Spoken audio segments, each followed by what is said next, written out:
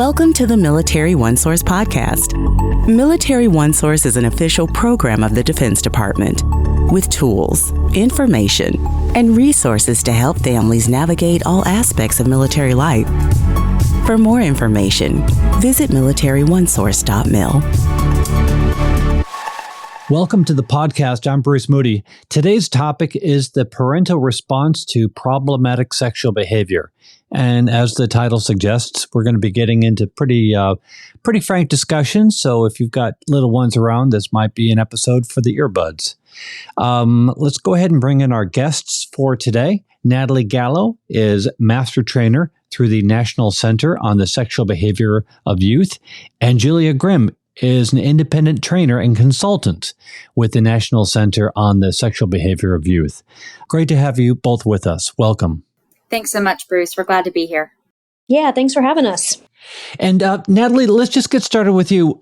The technical definition, what is problematic sexual behavior in children and youth? Yeah, problematic sexual behavior is a behavior the youth or an adolescent initiates that involves private parts or sexual body parts that can cause potential risk of harm to themselves or to others.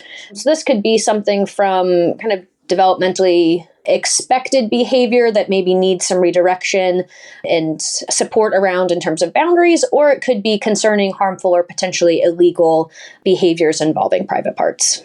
Thanks, Natalie. Now, Natalie and Julia, each of you jump in as you like. Julia, let's go with you on this one. Same question, different angle. When we talk about problematic sexual behaviors, what do parents normally think? Yeah, I wonder if parents, on average, any average parent off the street would even begin to think about problematic sexual behaviors. And I think a lot of parents think, well, that maybe wouldn't be my kid, or my child would never engage in something like that. But what we know is that these behaviors are actually more prevalent than people realize. National rates of child sexual abuse estimate that anywhere from a quarter to a third of reports of child sexual abuse actually involve the initiation of these behaviors by another child or an adolescent. And that's a lot higher than I think people might realize. And even kids who have lots of protective factors, good support, lots of supervision, may find themselves curious or struggling with impulsivity that would result in a problematic sexual behavior like this. So the short answer to your question, Bruce, is I don't know that a lot of parents would think about problematic sexual behaviors. And that's why we're talking about this, is we know that it happens more often, and it's good for everyone to have this information to be protective. So what are some common reactions among parents when they discovered that their child is involved in problematic sexual behaviors? I think to piggyback off of what Julia just said, there's often kind of this feeling of being blindsided, right? No one expects this to happen in their family. No one really thinks about this as a possibility for happening within their family. And so there's that wave of emotion in terms of confusion, shock, even denial that this happened, fear, anger, the whole range. And that would make a lot of sense and be really normal for a parent to have when all of a sudden, they've gotten information that maybe their child has engaged in a harmful behavior towards somebody else. And just lots of questions, right? Where did this come from? Has something happened to my kid that made them do this? What does this mean for my kid and their future? Are my other kids safe? What do I do now? There are just tons of questions, tons of feelings that we know are just so common among parents when they realize or find out that their child has been engaging in a problematic sexual behavior. So are there any false assumptions that parents may have about problematic sexual behavior? And if so, what would they be? One of the assumptions that caregivers or parents often bring in when their child has engaged in a problematic sexual behavior is, my child has been sexually abused. That's the only sort of logical place that their brain can go to as to what would have contributed to this behavior. And while that's possible, that's certainly true in some cases, in most cases, that's not the case. More often, we're seeing contributing factors like exposure to sexually explicit material, curiosity, impulsivity, inaccurate beliefs around consent and body boundaries that are being communicated by peer groups. So there are a lot of other things outside of just sexual abuse that could contribute to these behaviors. So that's one of them. Another is that this somehow means that their child is destined to be a lifelong serial sexual abuser of children. And that is exceedingly rare when we're talking about kids and adolescents who've engaged in problematic sexual behavior. Most of the time, this is a behavioral concern, again, contributed to by curiosity, their own sort of lived experiences, some family dynamics, peer group dynamics that can be changed. It's very flexible, very malleable, and we can change that behavior. And these kids are really at very, very low risk most of the time to have subsequent problematic sexual behaviors or for this to become a lifelong pattern. So those are probably the two biggest concerns or assumptions that we see parents come in with when they learn about problematic sexual behavior having occurred. So how can parents best support their child if they become involved in an incident? That's a big question. And there's a lot of different sort of levels and steps in that support process. I think initially, one of the most important things we want parents to know is that the feelings that you're having are normal and valid, and to not judge yourself for having the feelings. Do what you need to do to kind of get yourself to a place of calm as much as you can, and communicate to your child that you're going to keep supporting them, as tough as that might be in that moment. Because what we know from the youth that come through treatment or that have on our youth partnership board, that they say things like, having my parents know what happened and still love me was everything, because I hated myself for what I did. So those messages of continued support to their youth is one of the most powerful ways that parents can support their children. And at the same time, it's okay to share that you're upset about the choices that your youth has made. It's okay to let them know that that wasn't okay or how you're feeling, along with those messages of support and continued sort of alignment with them. And recognizing that parents may need support themselves. They may need support for their own emotions in this process, an outlet for kind of the stress that they may be experiencing, and a space to help them sort of think about their child, not just because of that problematic sexual behavior, helping them create a space for their brain and their emotions to think about all those things that they still do love about their kid, and all those great qualities that their kids have outside of this behavior. And ultimately, through best practice therapy and treatment for problematic sexual behavior, being involved in that youth therapy and being an active participant is going to be just a huge factor in not only supporting that youth, but supporting themselves as well. And I have a question, and I know we've talked about this in previous episodes, but I think it's really important as you're talking about working with the child, the terms that we use, because this child has engaged in a behavior, but this behavior doesn't fully define the child. Can you just address that in the context of what we've just been discussing? Absolutely. I think Julia mentioned this earlier, and like you said in previous podcasts, that when it's a youth or an adolescent who is engaged in this behavior, we really see this as a behavior and not a static quality of this youth. Like Julia mentioned, the risk and the rate of youth growing up to be adults who continue to engage in these behaviors is extremely low, particularly with kind of best practice treatment, as low as 2 or 3%. And so recognizing that this is a behavior at its core, and though a tough one to navigate, a tough one to think about, this is still a kid. This is still a kid with a ton of other qualities that's still growing, that's still developing, that has made a choice. And that's very different from a youth who has, is kind of unchangeable in a way that might really lead to some of that fear from caregivers. If problematic sexual behavior occurs within a family, how can parents support all the children involved? What is safety and supervision planning, and what are some examples of it?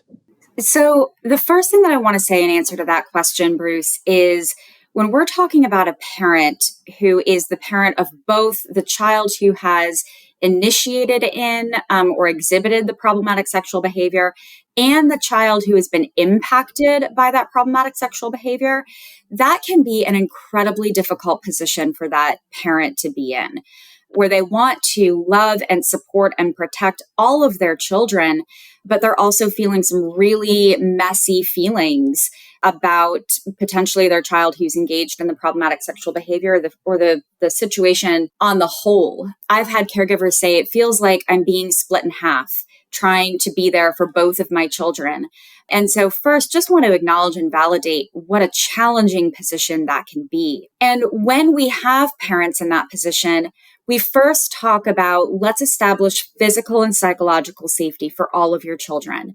And examples of this can look like rearranging sleeping arrangements, ensuring that there is somehow line of sight and sound supervision of all the children in the home at the same time, putting monitoring systems in place in the home, things like using bells on doors to hear when people are coming and going, using baby monitors in the home to maintain that good sight and sound supervision.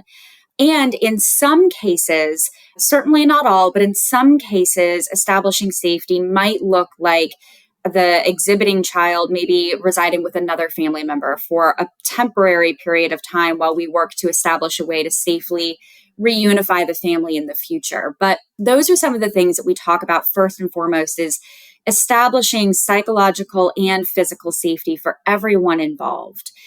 And at the same time, we're helping caregivers hold space for all of their children's emotions. So at the same time that we are encouraging parents to reassure their child who exhibited problematic sexual behavior, hey, I'm here for you. I've got you. I'm not going anywhere. We're going to do this together. We're also encouraging them to reassure the impacted sibling, it's my job to keep you safe. We're going to get your sibling help. Thank you so much for telling me this happened. We're not going to allow this to happen again. And being able to hold space for all of those emotions and all of those messages all at the same time. That's also why it's so critical that parents recognize that, hey, you are as deserving of support in all of this as your kids are. I've often told caregivers, listen, your job is to have your kids back. My job is to have both of yours, because they are just as important in this process as their children, and they deserve to have the same amount of support as their kids are getting. What protective factors can help prevent the onset or the continuation of problematic sexual behaviors? Yeah, that's a great question, Bruce. I think just like what Julia said, that supervision and oversight, whether it's kind of eyes-on supervision, sound kind of level supervision, it's going to be a really important factor to ensure that this PSB or problematic sexual behavior may not continue if we know that this has already happened. But also, even on the prevention from this happening to begin with, one thing that we will always plug is as much open communication between trusted adults and the youth in the home as possible.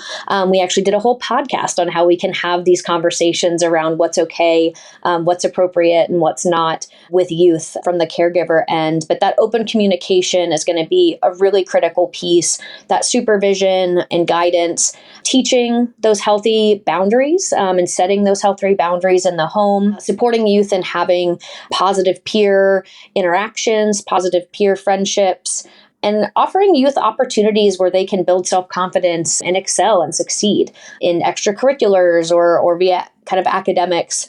And for those youth that have kind of a hard time managing feelings or problem solving or controlling impulses, supporting them in developing different coping skills or different strategies to help them manage some of those challenges that they might be experiencing.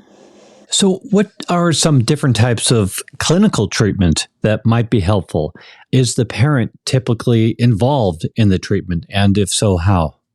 Yeah, so clinical treatment, if the problematic sexual behavior is something that rises to the level of thinking, hey, we need some clinical intervention here, we need to do some therapy around this, then approaches that bolster and increase and enhance all of those protective factors that Natalie just discussed are the kinds of treatments that we use. So we're teaching and promoting healthy decision-making skills. We're helping kids recognize what their feelings are and how to manage those feelings in ways that are safe and productive and not harmful to themselves or others.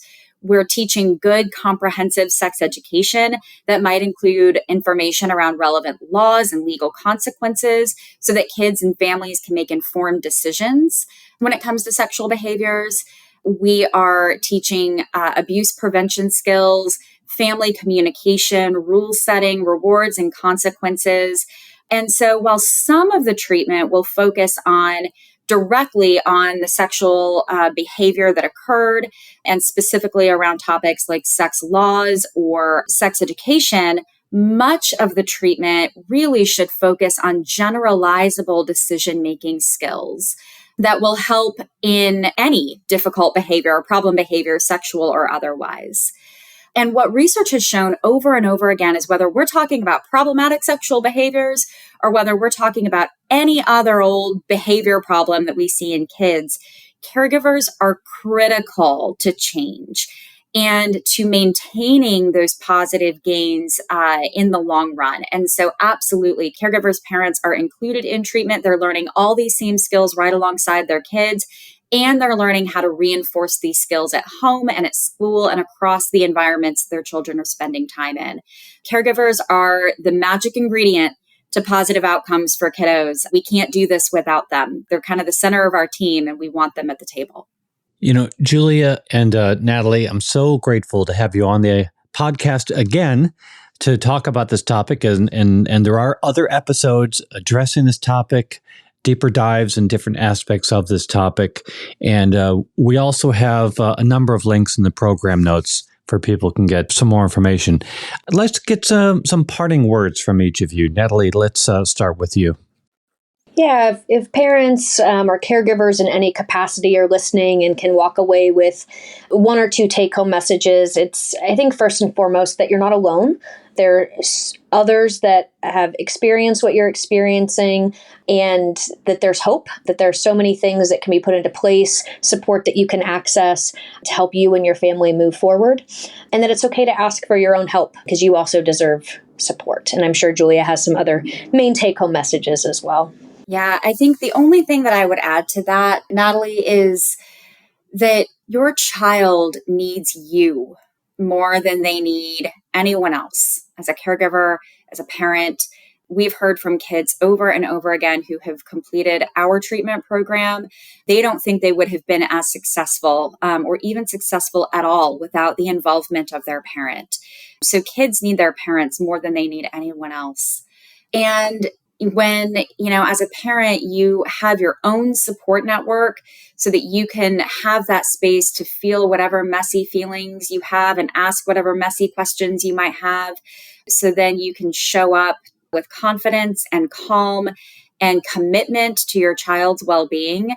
I used the words magic ingredient a minute ago, but that's the magic that our kiddos really need to move on from behaviors like this. So I think that's the big take-home message that I would want parents to hear. And we appreciate this very much. We appreciate all that you do in this very, very important topic and the help you provide to military families.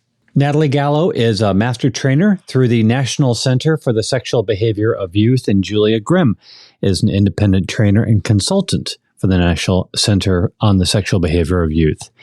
And want to remind you that Military OneSource is an official resource of the Defense Department, and we want to hear from you. We have a link in the program notes. Click on it, send us a note, questions that you might have, comments about this episode, or an idea for a future episode. And be sure to go ahead and subscribe to this podcast wherever you listen to your podcast, because we cover a wide range of topics to help military families navigate military life. I'm Bruce Moody. Thank you very much for listening today. Take care. Bye-bye.